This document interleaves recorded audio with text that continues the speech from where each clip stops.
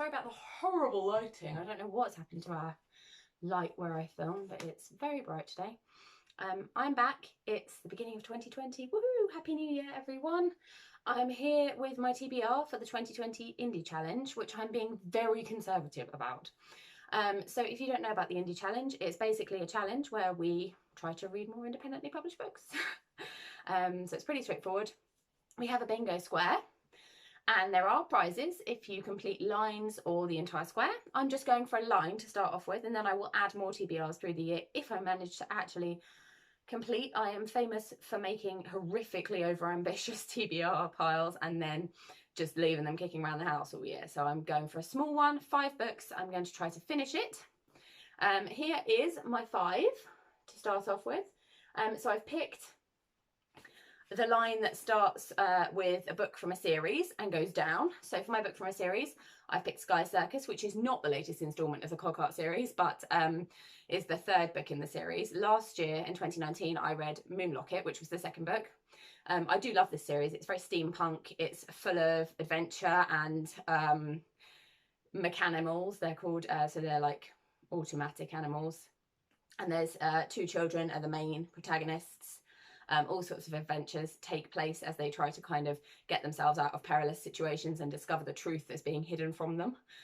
So this is really a really enjoyable series. I'm really looking forward to reading the next instalment of it. So that's Skycircus by Peter Bunzl. It's published by Usborne, just in case you're interested in the publisher. So they are obviously a bigger indie. They publish kids books and YA. But their YA is actually really great, and their kids books are fantastic as well, but everyone knows that. But their YA is super great. So yeah, this is my first pick. So then the next one down is a debut. So something we're doing in 2020 is every month for Ninja Book Club, our picks will be themed on a different square from the bingo card. So for January, we chose a debut, which is Leonard and Hungry Paul by, I'm sorry if I say his name wrong, Ronan Hession. And it's published by Bluemoose books. I've heard nothing but lovely things about this book, so I'm going to start it ASAP. And I'm really looking forward to it. So it says, I'll just read the little blurb at the back. Leonard and Hungry Paul are 2 quiet friends who see the world differently. They use humour, board games and silence to steer their way through the maelstrom that is the 21st century. And this sounds like it is right up my street. It sounds like a little bit of an oasis. I've heard it referred to as a really uplifting book, so I think that's something that everybody needs in January. So if you would like to grab a copy from Bluemoose, I'll leave their website link in the description.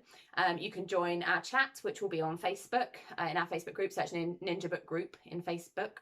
That was a really difficult sentence to say, but come along and join us. We'd love to have you. We'll be talking about it from the end of January onwards. Also in our Goodreads group for the Indie Challenge, which you're very welcome to come and join as well.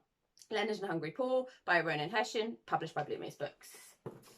Next down is a translated book. I've chosen A Woman in the Polar Night by Christiane Ritter, translated by DeGrasse, and it's published by Pushkin Press.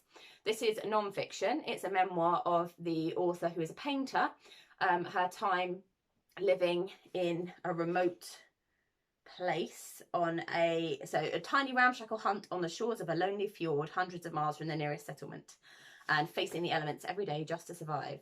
And it's her story about her encounters with seals and polar bears and all sorts of things, and it sounds fantastic. I succumbed recently to an offer that Pushkin Press had to buy this and then get a companion book as well, which is on my bookshelf. So I'm excited about reading this. It's got a beautiful cover as well. I love Pushkin's covers. They're beautiful. Okay, so that's the 3rd one. The 4th one is a ninja book. So this was quite tricky for me because obviously I've read most of the ninja books because I read them before we use them for things. But one month that I didn't actually finish our book club pick was when we had The Empress and the Cake by Stift, which is published by Peirene Press. I didn't finish this for various reasons. It was just a very hectic month. There was a lot going on, and I'd like to give it another go. So I'm going to give that a go. That would also have counted for translated fiction as well. And woman from another country, author from another country. So basically you can use books for more than one square. So I will tick off the other squares as I read for them, but just this is the line I chose. So that's The Empress and the Cake by Stift, which is apparently very surreal. I've read probably half of it already. It is very surreal. But I'm looking forward to finishing that. And then finally, the last square on this line that I've chosen is LGBTQIA+. And so that is a book with LGBTQIA plus themes, and I've chosen Under the Udala Trees by Chinelo Okparanta, which is published by Granta. I bought this years ago on a bookshop crawl because a fellow bookshop crawler recommended it to me. So it's about a woman called Ijeoma in Nigeria at the height of the Nigerian Civil War, and she notices a woman following her home, and it's about the friendship that they fall into, which leads to more, and the persecution that they face because of that. So looking forward to reading this. I've owned it for ages, so it's time. Yeah, so I think I'll be starting with Leonard and a Hungry Pool. If you've read it, let me know how you felt about it and what you thought in the comments. Please feel free to link up your own TBRs for the Indie Challenge.